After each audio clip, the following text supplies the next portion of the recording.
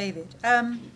Richard, we've heard a bit about some of the fault lines in the thinking through the party manifestos from Duncan, and a number of issues that David would like to see international development policy tackling, irrespective of political outcome, post May 6th.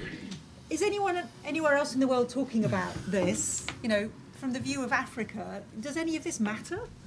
Does the outcome of this particular election matter for Africa? I think it will do, yes, but largely because I think that we're in a phony war at the moment. Nobody dares tell the truth about what will happen after May the 6th, but we all suspect that there are going to be massive cuts, that this will be when the global recession will really hit us, because the government is keeping us at a certain level at the moment by borrowing lots of money, knowing that if it drops that, it will lose the election. So I think post-election is going to be a completely different world, whoever wins. And I just wonder whether, under those circumstances, with the 0.7% still as the target, and DFID with the only budget that isn't being cut, is it actually being increased, whether this will cause a lot of resentment as the pain really cuts into Britain. So that's the bit that I would like to talk about. And I realise some of the things I say may make me sound like someone who comes into a rather good party where we're all having a good time and trying to so a different sort of party, and trying to sell the virtues of teetotalism.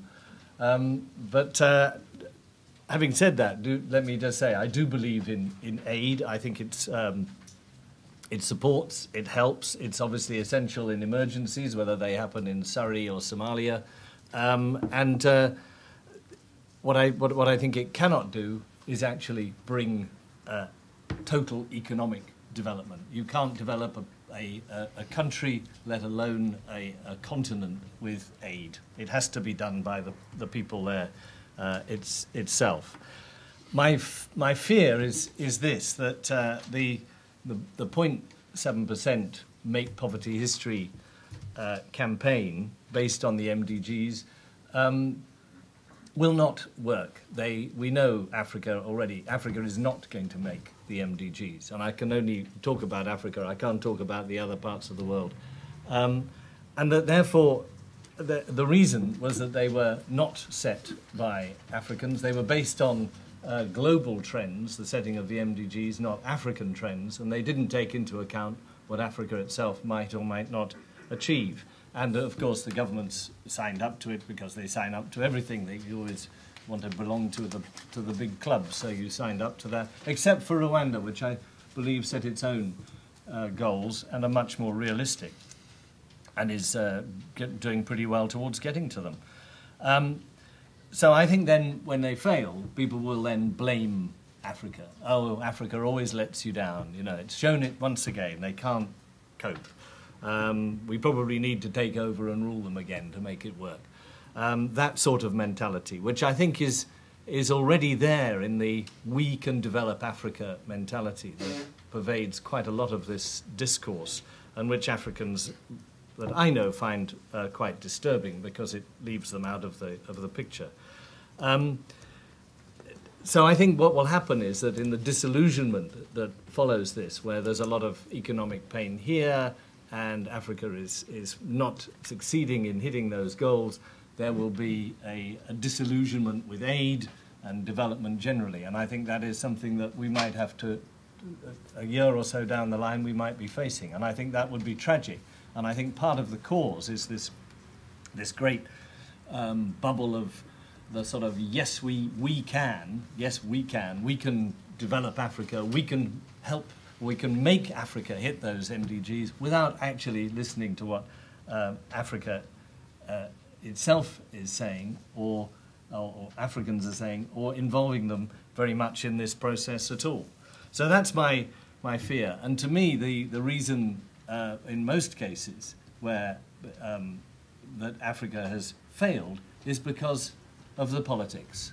I mean, I know people who know me will. I've heard me say this many times, but you know, countries that were doing maybe not China-style growth, but doing pretty well, suddenly tripped over their politics, and you had a nasty war, investment was withdrawn, and everything went wrong. And I think that's the sort of, when you look at it that way, and you look at our engagement with those politics, that's the sort of thing that the parties should be much more focused on. And in that way, if the switch is going to be back to the Foreign Office, and I don't hold a great candle for the Foreign Office, but they're all we've got to read those politics and understand them. They're all we've got.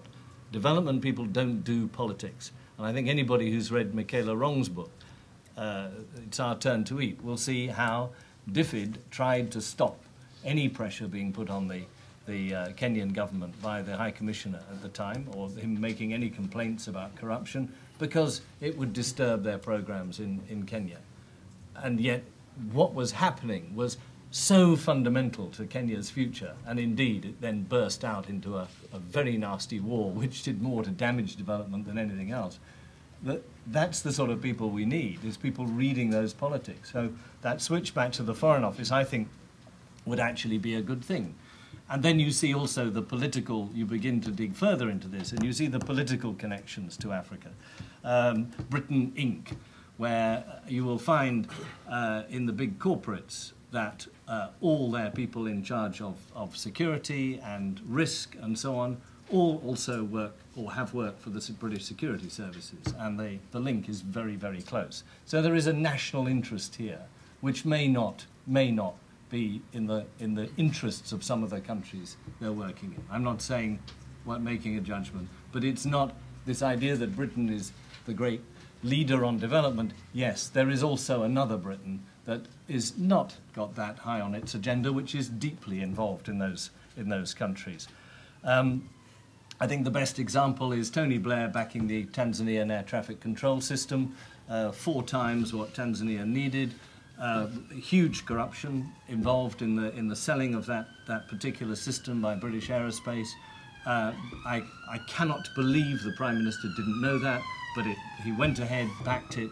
I mean, he'd been told by Claire Short several times that this was a corrupt deal, and he still went ahead and backed it. She had good advice at From the this time. guy here. Indeed, well, there you are. I mean, it just seems to me that's the sort of thing. Now, these are the sort of Went things. downhill after that. And then you look at the manifestos, you know, from Labour, yes, because a lot of that corruption money goes through the tax havens, and that, to me, is, again, one of the things that is the most damaging to Africa. Not only the way the big corporates put all their money through the tax havens so they don't pay any tax in these countries, and this is huge, billions of money, but also the corruption money goes through these mainly British offshore tax havens. It flows through there. Labour says that they will strengthen developing countries' tax systems, reduce tax evasion, improve reporting and crack down on tax havens, and so do the Liberal Democrats. Ban banks from facilitating the transfer of funds obtained by corruption, will crack down on tax havens which allow individuals and corporations to avoid paying taxes to developing countries. And those taxes are a great deal more than we would be giving in aid. You can be quite sure of that. But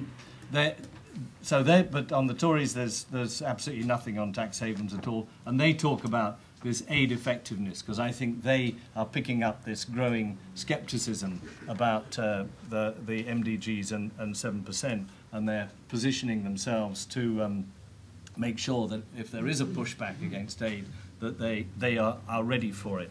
So I think, you know, that's what, you know, what I would like to see, which is not part of my mandate, but, you know, more concentration on some of the bad stuff that Britain is responsible for, and aid's got to, as I say, I do believe in aid very strongly, but thinking that all our efforts, you know, are going into keeping that 0.7% target, meeting it, and concentrating on the MDGs, it's not actually going to deliver what we would like it to.